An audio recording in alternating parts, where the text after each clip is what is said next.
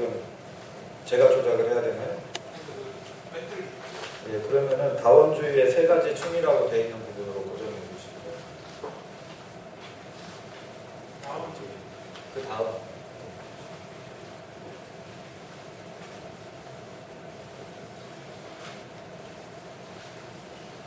다음, 예. 그 다음. 예, 예, 그러면 강연을 시작하도록 하겠습니다. 일단 시계도 좀 봐두고. 저는 뭐 빨리 할 수 있을 것 같습니다. 제가 오늘 이제 강연하려고 하는 그 주요 내용은 다원주의에 대한 얘기입니다. 근데 다원주의라는 게 익숙한 말이면서도 또 이제 의미상으로 보면 다양한 뜻을 함축하고 있기 때문에 미리 좀 사전 설명을 드리면 이런 맥락에서 다원주의를 말씀드리려고 합니다. 제 아는 분 중에 이제 건설회사 이사로 계시는 분이 계시는데 새로 사장님이 이렇게 취임을 하신다고 합니다. 그러더니 건설회사가 어떻게 해야 돈을 버느냐 이렇게 이제 이사들한테 물어보는 거예요. 그래서 뜻밖의 질문에 다들 대답을 못하고 있는데 사장님이 하시는 말씀이 자기가 이 건설회사에 오기 전에 카드사의 사장도 있었다고 합니다. 근데 카드사 같은 경우는 카드사라는 게 업자들한테 이제 돈을 미리 주는 데 아닙니까? 그래서 카드사의 핵심적인 이윤의 메커니즘은 미리 준 돈을 안 떼이는 거라고 합니다. 그래서 그 회사를 잘 운영해가지고 더 큰 건설회사로 오게 됐는데 그 사장님이 생각하는 그 건설회사의 성공 비결은 뭐냐고 하냐면 신뢰라고 이렇게 이제 얘기를 했다고 합니다. 또 갑자기 왜 건설회사에서 신뢰냐고 하냐면 이게 집이라고 하는 거는 굉장히 사람들이 오래 갖고 있는 거기 때문에 조금 돈을 더 받거나 덜 받거나 여러 가지 문제가 있을 수 있지만 집이 만약에 무너지거나 하게 되면은 그 건설회사는 망한다. 그래서 신뢰라고 하는 거를 코드로 두고 모든 회사 업무를 했으면 좋겠다. 이렇게 이제 얘기를 했다고 합니다. 그래서 저는 다원주의라고 하는 거를 종교연합운동의 코드가 될 수 있지 않을까 이렇게 생각해서 다원주의를 소개합니다.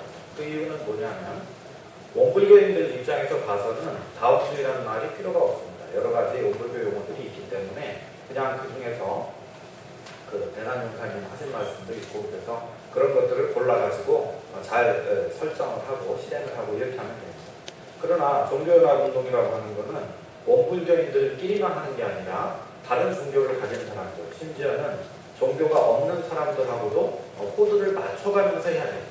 그랬을 때 종교적인 개념이나 또 원칙을 가지고 그분들하고 코드를 맞출 수 없기 때문에 다원주의라고 하는 조금 중립적인 그러면서도 UR의 이상을 살리고 또 동시에 소통이 가능한 이런 코드를 잡아서 종교연합 운동을 하면 좋지 않을까 이렇게 생각을 해서 다원주의를 소개하려고 합니다.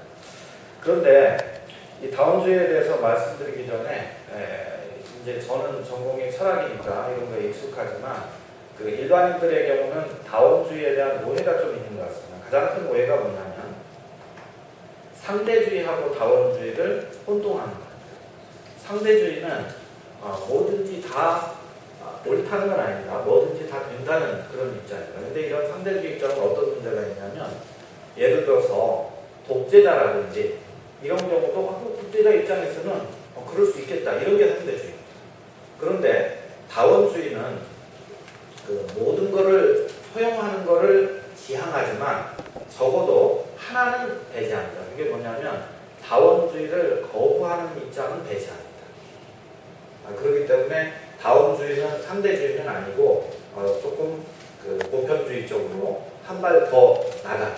그래서 예를 들면은 종교연합을 할 때도 종교단체들이 어떤 단체들이 포함되고 어떤 단체들이 포함되지 말아야 되는가에 대한 최소 기준 같은 게 필요한데 이때 적용할 수 있는 기준 중에 하나가 다원주의라고 그렇게 생각합니다.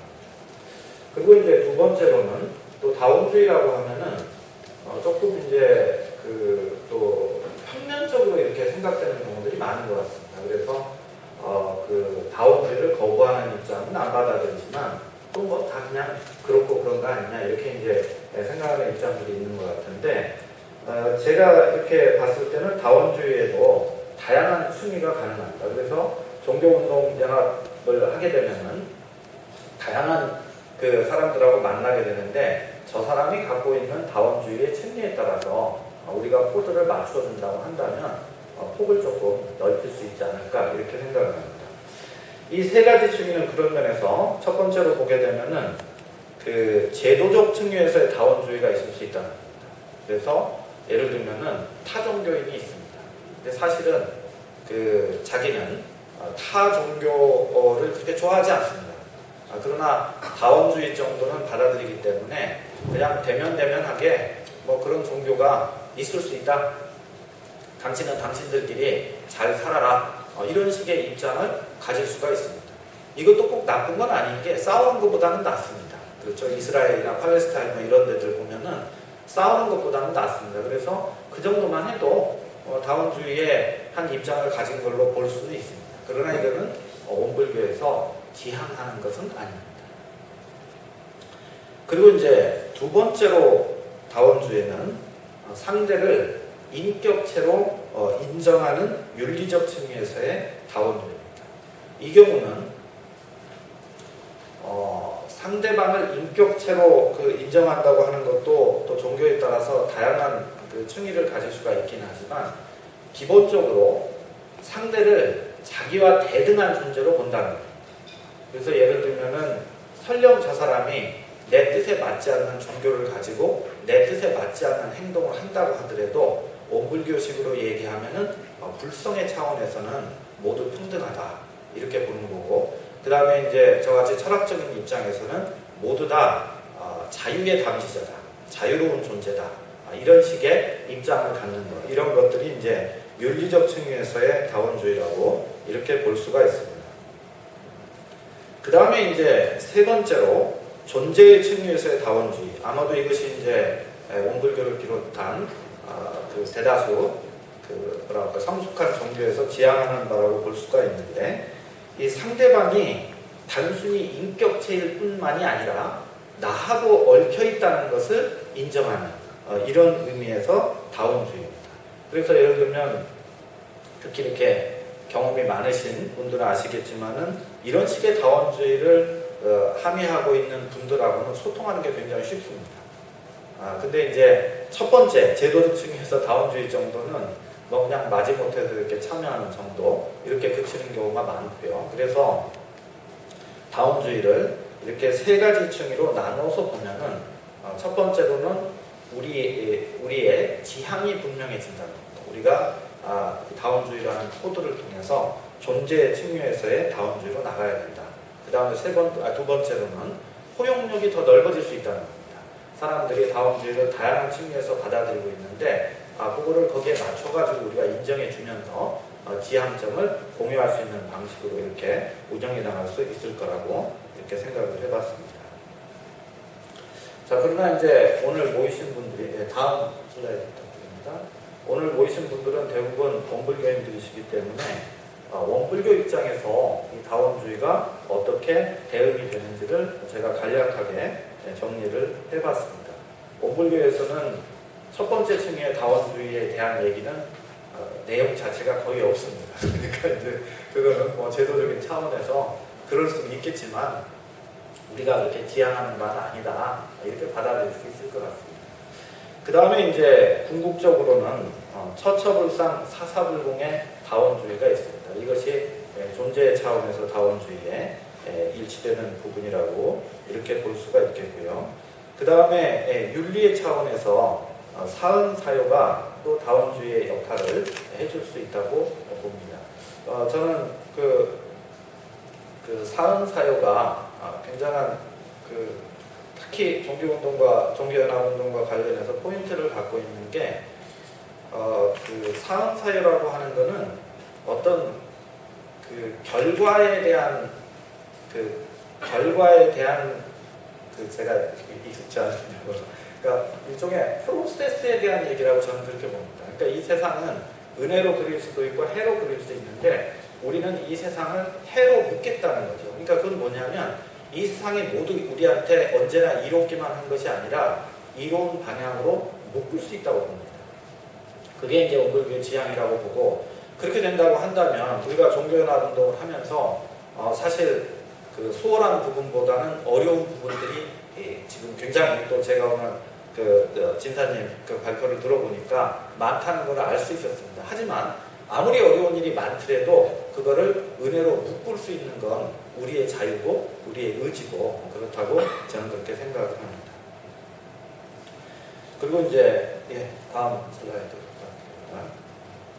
그래서 이제 그 종교연합 운동을 대산종파님께서 구체화 시켜주셨고, 또 이제 그것들이 앞에서 쭉 그 설명해 주신 저 방향에 따라서 어렵지만은 진척이 되고 있는 상황인데, 저는 이제 그렇게 생각합니다. 뭐냐면, 이게 저도 이제 철학을 전공하니까 항상 듣는 얘기 중에 하나가, 도대체 철학자들이 하는 얘기는 좋은 얘기긴 한데 이게 실천성이 좀 떨어진다는 거예요. 그래서 예를 들면 제 전공 중에 뭐 공화주의, 제가 공화주의 전공자인데 공화주의에서 주장하는 게 공적 자유가 중요하다, 뭐 이런 얘기입니다.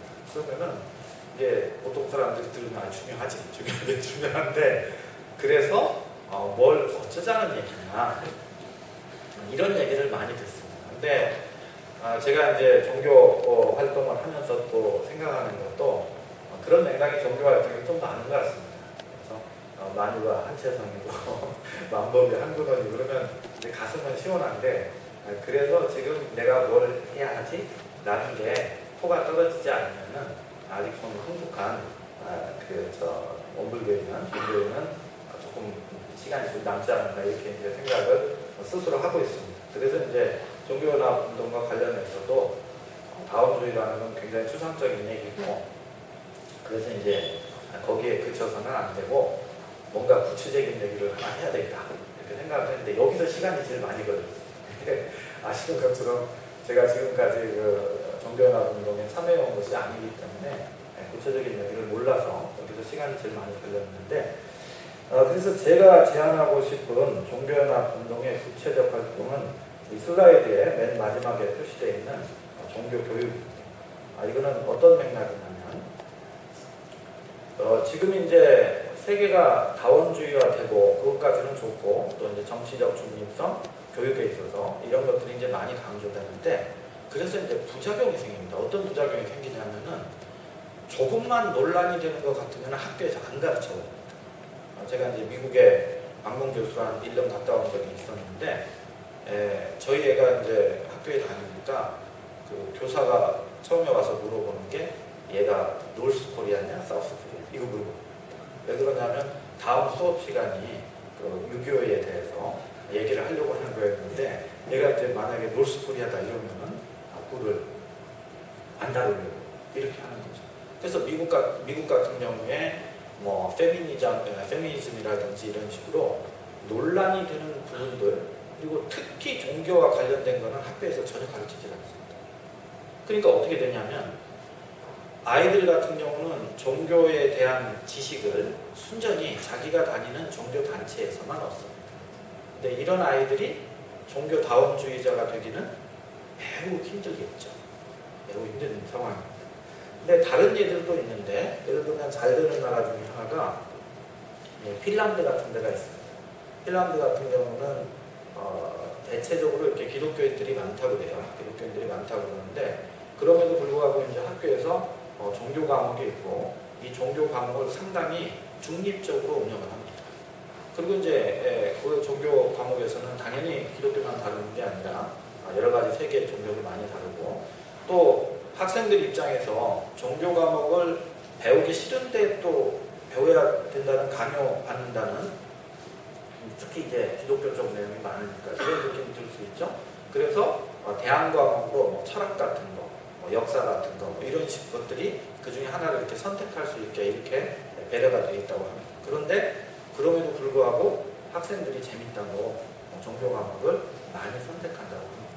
그래서 그 과목 교재 내용 자체가 잘 구성이 되어 있겠구나라고 짐작을 하고 있습니다.